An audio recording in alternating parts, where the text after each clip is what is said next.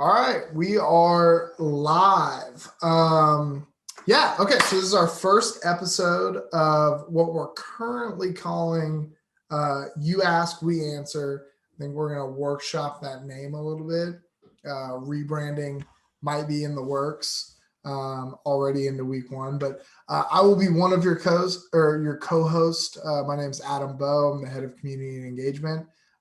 Super thrilled to be doing the show with Kelly James. Kelly, do you want to introduce yourself?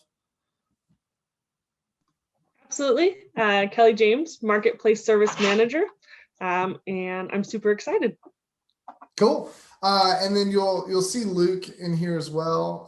Luke, we haven't really figured out if he's going to be a co-host, a producer, just kind of a floater on the wall.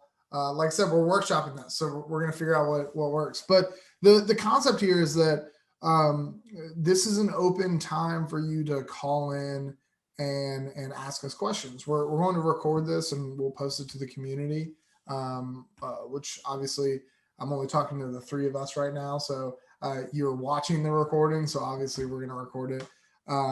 But you'll be able to call into this Zoom link. We'll let you in and you can ask us a service question. You can complain about something that is consistently bothered you about Xometry. Submit some product feedback.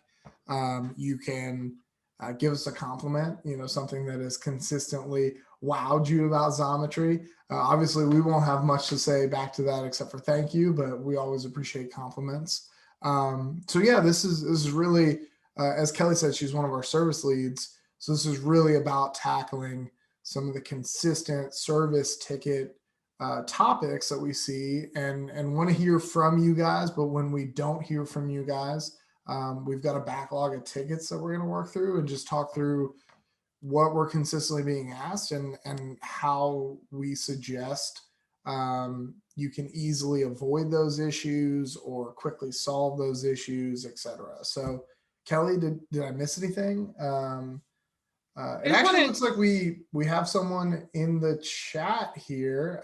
Aaron, do we want to? I'm gonna let him in. We're gonna figure this out live. Perfect. Aaron, how's it going? Hey, going well. Awesome. So Aaron, you're actually our first caller, and I'm not sure if you could hear in the waiting room what I was just talking about, but this is our first time hosting this show, and what it's really about is my name's Adam, this is Kelly, and that's Luke. What it's about is we're going to talk about when people don't call in, we're going to talk about the consistent service ticket requests that we get, how best to avoid those or fix those when you run into it. But when people do call in, what we want to do is just hear from you and say like, hey, what's something that you're consistently running into that is an issue for you? What's something that's great about Xometry or bad, or kind of anything that you want to talk about. And we'll either tell you we don't know the answer right now, but we will figure it out. Or Kelly, myself, or Luke will be like, hey, this is actually what we suggest, and we'll try to iron it out live. So yeah, okay. Mike, over to you, man. Let us know what's up. Yeah, well, I had a question. Hopefully it's simple to answer.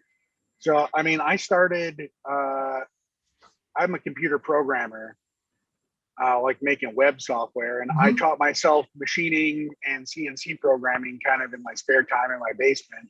And back in 2019, I decided to pull the trigger on VF4. And Xometry is kind of my main source of business, and it's been a really cool. You got all sorts of parts, from really simple parts to really crazy parts, and it was a really cool way for me to kind of build up my skill. As long as I didn't take anything that was too crazy, I could get a little crazier each time, and so that's been a lot of fun. And every day is a new learning experience. I've been trying to wrap my head around how how traceability would work, and I haven't like gotten onto all my suppliers and figured out what I can get from them. partially because of time. I'm kind of juggling a couple of different endeavors at once, and so I don't have a huge amount of time to be on the phone with places like, hey, you know, do you use these mills, or can you get material from these mills, or can you give me the paperwork in this way? But I did notice, like McMaster, I do end up getting a lot of material through McMaster just because they got the thing that says it's going to deliver at this time. Love that. And they had a banner earlier this week that said, we now offer traceable certificates on 48,000 materials. And at the same time, I got an email, email blast from Casey Bennett about understanding material traceability. And in that, the way that traceability is described in that, it says that the lot number needs to be carried forward on every document. And the way that McMaster, I've gotten a few certs from them, and the way that they do traceability is they have, I wonder if I could pull one up, but basically they have a cover sheet that has my PO number on it and a certificate number for each line number. And then on the certificate, they put up in the corner a certificate number that's not the same as the heat lot. They're not the same as the lot number. So it is traceable, but not through the same number. I don't know if you follow that. Gotcha. Yeah. So it's traceable from the McMaster standpoint. It's not traceable from what we're talking about as far as the lot number, the heat number. Yeah, well, kind of. I mean, it's not, the heat number isn't on all the documents, but it's like you could go, we got the I put the Xometry PO number on as my PO number on the McMaster order. That's on the sheet, and it's got a certificate number. That certificate number is on the cert with the lot number on it. So it is traceable. It's just that that exact number isn't on all the sheets. I'm following. I'm following Okay. you. I'm unsure of the exact answer here. So thank you for not giving us a softball for our first question, man, and stumping us. I would say, McMaster, as much as, we have a supply store, right? Like they're a little bit of a competitor of ours. Sure. But McMaster to me sets the standard for the industry in a lot of ways, right? Like their quality, their certs, the documentation, the website. So for me, if McMaster is doing it that way, I would assume we and customers would accept that, right? And so you could use that certification, that document, as the traceability for, I'm assuming you're talking about like, DFARS and ITAR and things like those types of jobs where you need that. So yep. My assumption is that would work for our process. I haven't heard of any issues of McMaster car, you're sharing. Perfect. Yeah, so here's that example of, here's the line 6061 aluminum, and there's a certificate number here, not a lot number. And then on the next page, here's the certificate. They put the certificate number up in the corner, and then we got the lot number down here. Yeah. Again, I think that this would pass with flying colors, but what we've decided for, if we can't give you a hard yes in this type of environment, then what we're going to do is we'll follow up with email. I know exactly who I would go to here. It's actually Casey Bennett, the person that you received the email blast from. And so, I mean, could you accept a probably, and then I'll email you a little later today? Yeah, absolutely. Like that's been a sort of thing where I know I could probably email work@xometry.com with a question, hey, does this work? The throughput on that has not been awesome from my experience. I usually end up, I'll search through a bunch of other things and find the answer somewhere else. a reply, you can close the ticket, I found the answer. Yeah. So I just put in the chat a thread that said it's the understanding material traceability, the blog post that you read. I can promise you. So Luke and myself run the community, and if you were to comment this question underneath the community, then underneath the post there, then same business day we're getting the answer back to you. Typically within 2 hours. So there's a couple different channels. I think that not to say that work at Xometry.com. I think a lot of times there's some fantastic service there, but there's a lot of questions flow through there. So if you were to comment very specific questions underneath discussion threads that are happening that are very specific to that topic, that's where Luke and myself and Kelly will definitely be hopping in on that. So probably on this cert thing, and let us get back with a very firm yes a little later today, and I'll actually probably comment. I'll shoot you an email, but I'll also comment on this thread so that we can keep it public for everyone, so that other people with these questions can find that answer later. So okay. Anything else, Aaron? Any other questions? I did have one other question. Yeah. It's sort of a feature request / maybe I can already do this and don't know. On the job board, which you're always cranking out new features, and they're pretty much always making it better for me. The 3D viewer, so I pull up a part. There are like some measurement tools on here that I haven't really been able to figure out how to actually get. We got like supposed to be able to do like a face-to-face measurement or an angle measurement, but even aside from the measurement, I can select a feature like a circle, and I would love it if somewhere it would just tell me what the dang radius of that circle is, because I gotta download just to see am I capable of making that radius at the bottom of this pocket.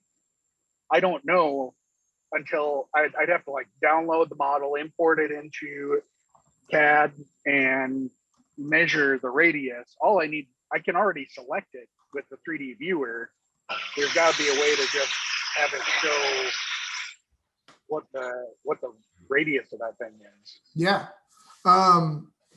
I don't know that is I actually don't think that that's a capability of that 3D viewer tool right now, but I've actually got another thread in the community for you that you can keep track of this. What I'm going to do is I'm going to submit a product feedback on this, where we can be able to select a circle, for example, and then be able to see the diameter of that circle within the 3D viewer. And I'll tag a few of our product managers, and we'll kind of keep the feedback loop going on if they're able to add that to the backlog, and what that would look like as far as I mean, because I can already just click this thing and I can select it. So it's got to be simple, just like, hey, put it down, add in the measurement right here, what the measurement is. Yep. Plus, we have these buttons to like measure stuff with, and I could never get these things to do anything. Yeah. Like we got these buttons there. I don't know. Looks like the section does work, so that's good. I haven't used that a ton, but these measurement things, it just would be a lot easier to vet jobs, on the fly. And a lot of times, if it's kind of on the edge, I'm like, all right, I'm just gonna scroll on, because I don't have the time to import that for what is probably going to be too difficult for the money for me. Right. Huh. No, I think that's fantastic feedback. So, like I said, I'm gonna submit this into our product feedback, and we'll make you someone that's in the feedback loop on as the product managers are assessing that. And that could be a short putt for us. Like I said, like if you're able to select it, or it could be something that we have to add into the backlog and work on a little bit, but we'll definitely submit that feedback and let you know how it's going. So what else? Awesome. Anything else we can help you with, man?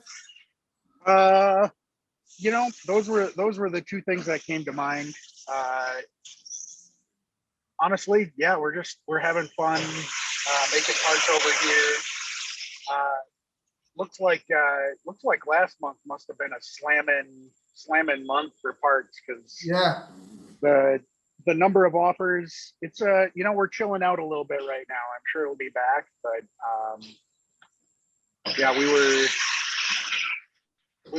were looking at offers all the time last month, because there was just such a big backlog there. That was a lot of fun.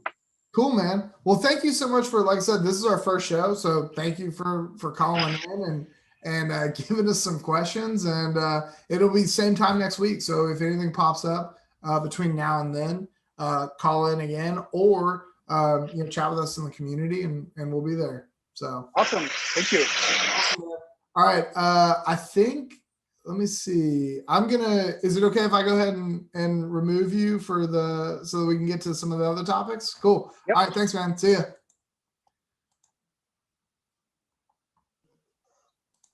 Sweet.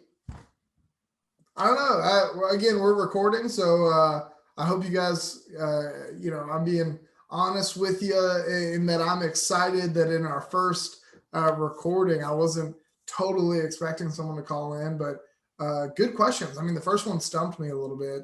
Kelly, did you know the second one? The second one, that's just a product feedback from me, but that first one, it kind of stumped me a little bit. I hadn't heard anything about McMaster being different than any other traceability. Had you before? I had not. No, so that was very interesting. Yeah. Well, I'm excited to get the answer and follow back up. So now, I mean, when we don't have someone calling in, and that took up a lot of our time this week, but for good topics, our game plan was to go over kind of some of the consistent ticketing topics, or ticketed topics, service ticket topics. You get what I'm saying? Absolutely. Yeah. So you submitted a couple. Where do you want to start? We've got, supplies. We've got FinServe, which is our financial tools. Tell me where you want to start. Sure. Because we're coming up on time, I think it's a little easier to go through the FinServe and just kind of talking about the advance card and when you're receiving a declined purchase, I guess you would say, or a declined authorization. And so, like I said, just because we're coming up on time, I think I'll save the other one for next time. Yeah. But we do get several people coming in simply asking, why was my card declined? Can you look into it? And that kind of thing. And so there could be various reasons as to why that may be happening. Some of the most common ones that we've seen are simply that the funds aren't available. So ensuring that you are checking your shop finances, whether you're on your desktop or your mobile app, prior to making a purchase, to ensure that the funds are available. Does that typically happen around a payout date, right? Like, is a lot of that confusion happening close to payout day, where people are expecting funds, but maybe they've already been, sent to their bank account from the advance card? Absolutely. Yeah. Because as soon as that payout happens, then the funds are pulled. So when you receive the payout, it's either you use the % or you lose it, essentially, because you're being paid out in the traditional method through your bank account. Cool. And what are some of the other reasons that it might? Yeah, so some of the other reasons, either the security code on the back of the card or the expiration date is entered incorrectly, either by yourself or through the merchant. And so just read through that. You will receive an email when it's been declined. It's a very generic email trying to indicate what the decline reasoning was for, but sometimes it's not always clear. And so the security code or expiration date one, I believe, is one of the options that you'll get in your automated email with that declined purchase.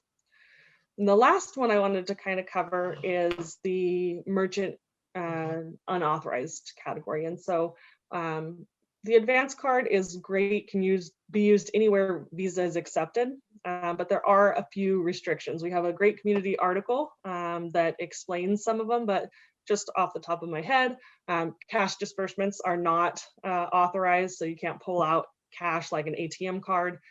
Gambling, money orders are some of the topics, but again, there's an amazing community article that explains each of the topics that are not authorized. I don't know if we could ping it in the chat or if that would be available to the audience. Yeah, we can follow up with the recording that article. I will say there's not very many unauthorized, right? Like it's kind of the ones you were talking about, right? Like gambling, money order, cash disbursement, anything that is kind of normal purchases, which is like food, gas, business operations, material, raw material and tooling, like, there's not a ton of unauthorized ones, but I do think that ATM one probably trips people up because it does feel like a debit card in a lot of ways.